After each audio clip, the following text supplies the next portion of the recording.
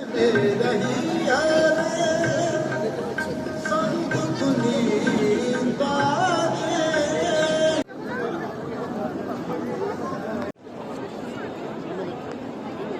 अच्छे से लो सिर पे, आपका है नहीं सारा।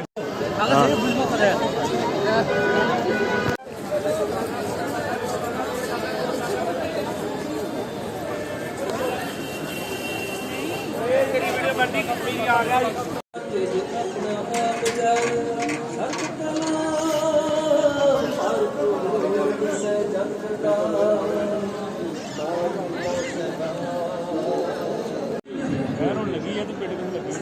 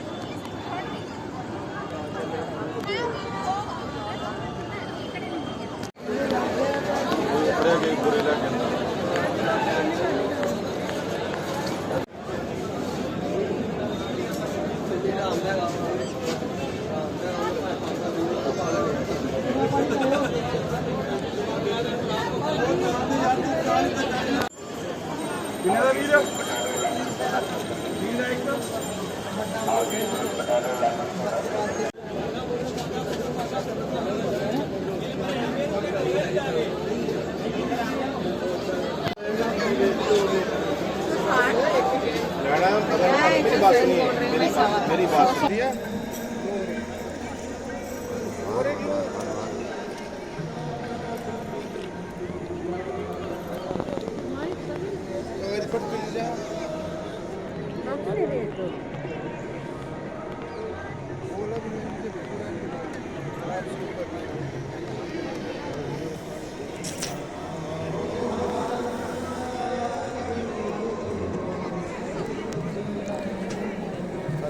बहुत अच्छा लगा और यहाँ पे दर्शन करके सारे बोलते हैं कि सारी मानता प्राप्त होती है। मैं लास्ट टाइम आई थी, उस टाइम मैंने यहाँ पे कुछ मांगा था तो वो पूरा हुआ।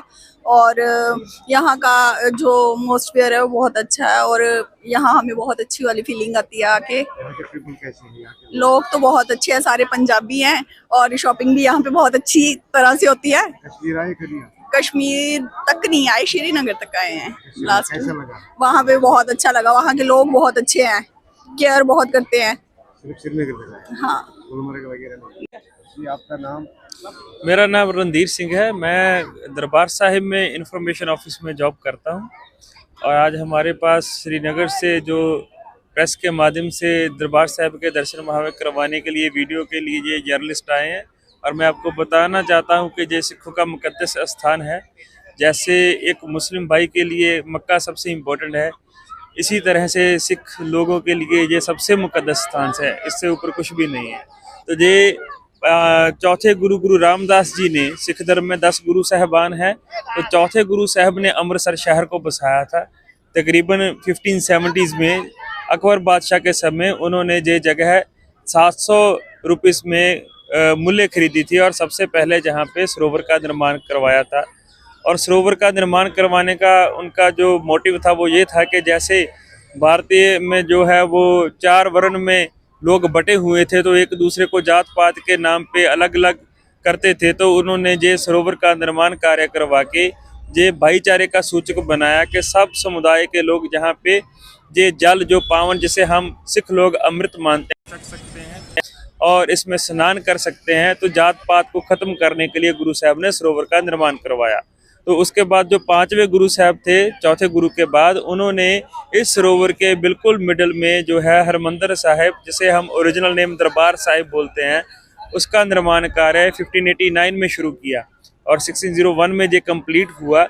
और जहाँ पे जो आप तमाम धर्म देखते हैं तो हम सिर्फ उन्हीं धर्मों को जानते हैं जिनके पास ग्रंथ है, लिटरेचर है, जिनके पास उनका धार्मिक ग्रंथ है। जैसे मुस्लिम समुदाय के पास कुरान शरीफ है, क्रिश्चियनिटी में बाइबल है, तो जैसे हिंदू धर्म में वेदास को सबसे ओल्डेस्ट स्क्रिप्ट मानते हैं, तो सिख धर्म में ले सब धर्म के जो मैंने ग्रंथों के नाम लिए हैं, हम सब इन सब का एहतराम करते हैं, लेकिन जो सिख धर्म में ग्रंथ है उसे गुरु का लक़ब दिया गया है, गुरु ग्रंथ साहिब।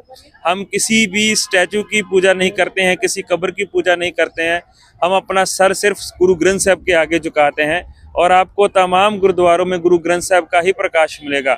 और सबसे पहले जो गुरुद्वारे में प्रकाश हुआ है वो 5वें गुरु साहब ने, जब हरमंदिर साहब का निर्माण जो है वो कंप्लीट हो चुका था, तो 1604 में पहले 4 गुरुओं की वाणी, अपनी वाणी, 15 भक्तों की वाणी, 11 भट्ट साहबान की वाणी और 4 गुरसिखों की वाणी को दर्ज करके सितंबर 1604 में जहाँ पे प्रकाश करवाया।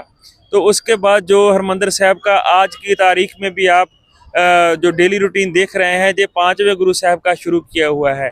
जैसे सुबह किवाड़ खुलता है, उसके बाद जो है पालकी साहिब में गुरु ग्रंथ साहब को लाया जाता है। हमारे जो हेड प्रीस्ट हैं, जो जैसे हम हेड ग्रंथी बोलते हैं, जो मुख्य अधिकारी होते हैं अंदर के, वो प्रकाश करते हैं। उसके बाद कीर्तन शुरू हो जाता है और जहाँ पे कीर्तन भी गुरबानी का ही हो सकता है, जो हमारी मर्यादा के अनुसार, जो अकाल तख्त साहब की मर्यादा के अनुसार यहाँ पे कीर्तन चलता है। और यहाँ पे कोई मैनुअल स्क्रिप्ट, किसी की कोई भेंट लिखी हुई नहीं गाई जाती है।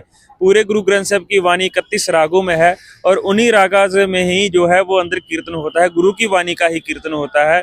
जो अकाल तख्त साहब से 10 गुरु साहबान की वाणी है, भाई गुरदास और भाई नंदलाल जी की वाणी है, उसका गायन अंदर हो सकता है। तो वो उसी तरीके से जो सारी रूटीन चल रही है जैसे 5वें गुरु साहब ने शुरू की थी। और हरमंदिर साहब के सामने जो है वो है अकाल तख्त साहिब, जो 6ठे गुरु हरगोबिंद साहब जी ने बनाया था। 5वें गुरु साहब की शहादत के बाद उन्होंने 1609 में अकाल तख्त साहब का निर्माण कार्य करवाया।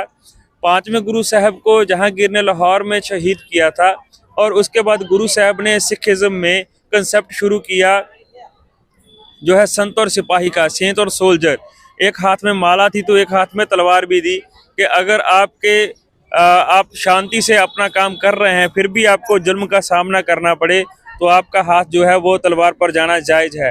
गुरु साहब ने पहले खुद मीरी और पीरी की तलवारें धारण की, घोड़सवार रखे और सिख योद्धाओं को बुलाकर कहा कि आपको शस्त्रधारी होना है।